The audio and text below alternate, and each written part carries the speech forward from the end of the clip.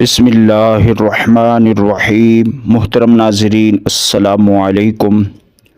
جو لوگ اگلے سال حج پر جانا چاہتے ہیں یا پھر جلد عمرہ شریف ادائیگی کی تمنا رکھتے ہیں تو وہ اس مختصر درود پاک کا ورد کرتے رہیں۔ انشاءاللہ اس درود پاک کی برکت سے انہیں جلد کعبۃ اللہ اور روضہ رسول صلی اللہ علیہ وسلم کی باادب حاضری نصیب ہوگی۔ یہی نہیں بلکہ اس درود پاک کے اور بھی بہت سے فائدے ہیں۔ محترم ناظرین، یہ درود خضری الفاظ کے لحاظ سے مختصر ہے مگر معنی کے لحاظ سے جامع ہے۔ درود خضری کے فوائد بے شمار ہیں۔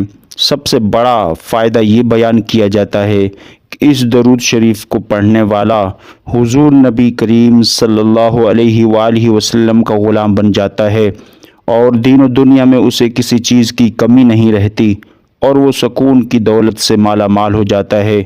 یہ درود شریف پڑھنے والے کے لیے مال و دولت کی تنگی ختم کر دی جاتی ہے اور خزانہ غیب سے اس کی مدد کی جاتی ہے۔ درود خضری ایک ایسا درود پاک ہے جس کے پڑھنے سے نہ صرف روضہ رسول صلی اللہ علیہ وسلم پر حاضری نصیب ہوگی بلکہ محبت رسول صلی اللہ علیہ وسلم میں بھی اضافہ ہوتا ہے اور دین کی اصل مراد اسی میں پائی جاتی ہے۔ فی الحقیقت درود شریف خضری ایک بہت بڑی نعمت ہے۔ درود شریف خضری حضرت خضر علیہ السلام کی جانب سے امت محمدیہ صلی اللہ علیہ وسلم کو خاص تحفے میں ملا اور اولیاء کرام کا خاص وظیفہ ہے۔ جو شخص اس درود شریف پر کثرت سے عمل کرے گا اسے کعبۃ اللہ اور روضہ رسول صلی اللہ علیہ وسلم کی زیارت نصیب ہوگی۔ سمرقند بخارا کے ایک شخص جن کی کنیت ابو المظفر ہے، یہ اللہ کے نیک بندے اور ولی گزرے ہیں۔ ایک مرتبہ کہیں سفر پر جا رہے تھے کہ راستہ بھٹک گئے، بہت پریشانی اور شش و پنج میں پڑ گئے۔ اتنے میں ایک شخص نے آواز دے کر بلایا۔ راستہ بھولنے والے نے دل میں سوچا کہ یہ غالباً حضرت خضر علیہ السلام ہوں گے۔ چنانچہ جب قریب پہنچے تو سلام کہا اور ساتھ ہی ان کا نام پوچھا کہ آپ کا کیا نام ہے؟ بلانے والے شخص نے اپنا نام حضرت خضر بتایا۔ ان کے ایک ساتھی بھی تھے جن کا نام حضرت الیاس ہے اور تینوں ایک سواری پر سوار ہو کر روانہ ہو گئے۔ اس مسافر شخص نے حضرت خضر علیہ السلام سے دریافت کیا کہ آپ نے حضور صلی اللہ علیہ وسلم کو اپنی آنکھوں سے دیکھا ہے؟ تو حضرت خضر علیہ السلام نے جواب دیا ہاں۔ پھر دوسری بات پوچھی کہ حضور انور صلی اللہ علیہ وسلم کی ارشادات یاد ہیں؟ تو انہوں نے فرمایا کہ ہاں۔ پھر کہا کہ آپ علیہ السلام کے پاس کوئی خاص بات جو حضور صلی اللہ علیہ وسلم کی یاد ہو تو بتائیں کہ میں صحیح روایت بیان کر سکوں۔ یعنی میں نے یہ بات حضرت خضر علیہ السلام سے سنی اور حضرت خضر علیہ السلام نے حضور صلی اللہ علیہ وسلم سے اس طرح سنا۔ حضرت خضر علیہ السلام نے فرمایا کہ میں آپ صلی اللہ علیہ وسلم کی مجلس میں بیٹھا ہوا تھا۔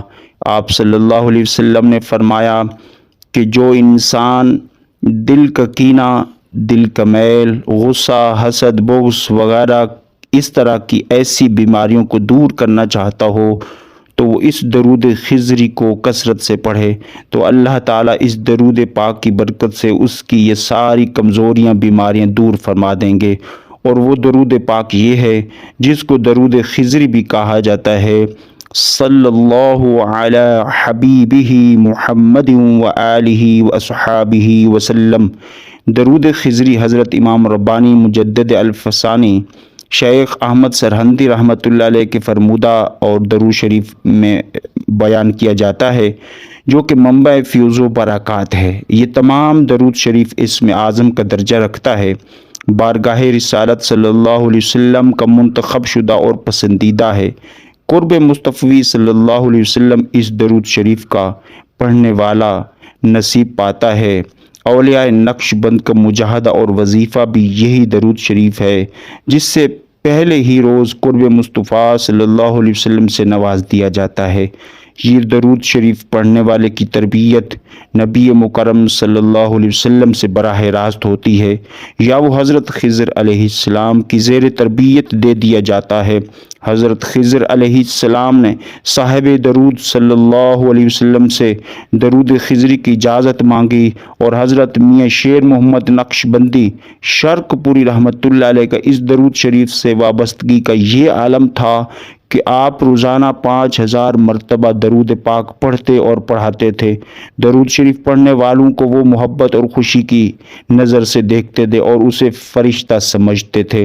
حضرت سید اسماعیل شاہ بخاری حضرت صاحب کرما والے رحمۃ اللہ علیہ نے فرمایا کہ تہجد کی 12 رکعت پڑھنی چاہیے۔ پہلی رکعت میں سورۃ فاتحہ کے بعد 5 مرتبہ اور دوسری رکعت میں سورۃ فاتحہ کے بعد 3 بار سورۃ اخلاص پڑھے اور پھر نماز تہجد کے بعد 500 مرتبہ درود خضری پڑھے۔ یہ درود شریف 2 زانوں بیٹھ کر پڑھنا رب کریم کو بہت پسند ہے اور تہجد کی یہی دعاؤں کی قبولیت میں سے یہی مقبول دعا ہے۔ سبحان اللہ۔